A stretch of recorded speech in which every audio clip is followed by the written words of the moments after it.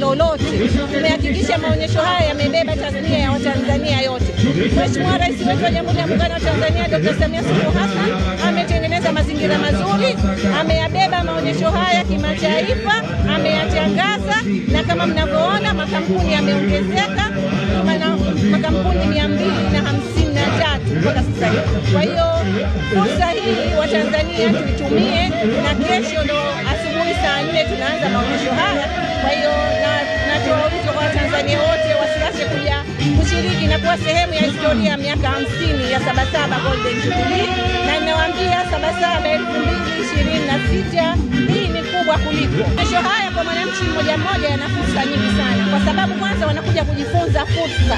Kuna wenzetu wametoka nje ya Tanzania wamekuja hapa, wana vitu ambavyo sisi wa Tanzania labda tumevifanya nusu, wao wamekamilisha, au wao wamefanya nusu, sisi tumekamilisha. Kwa hiyo fursa ya kunetwork, lakini fursa ya kupata mawazo ya kuwekeza na kufanya biashara, lakini pia fursa ya watafiti Watanzania, watafiti ambao wanatafuta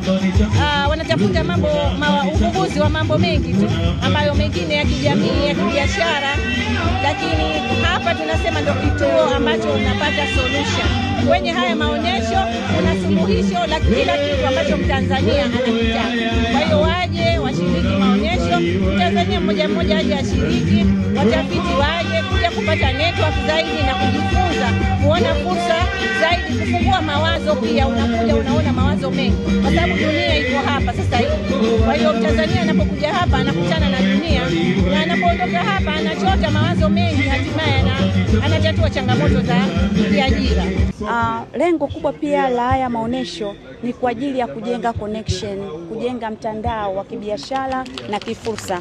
Hivyo basi tunatoa wito kwa wananchi kuanza kufika kwenye maonesho haya mapema kwa lengo la kujifunza, lakini vile vile pia kwa lengo la kujiconnect, la kutengeneza mtandao wa kibiashara. Maana kikubwa pia ni kutengeneza mtandao wa kibiashara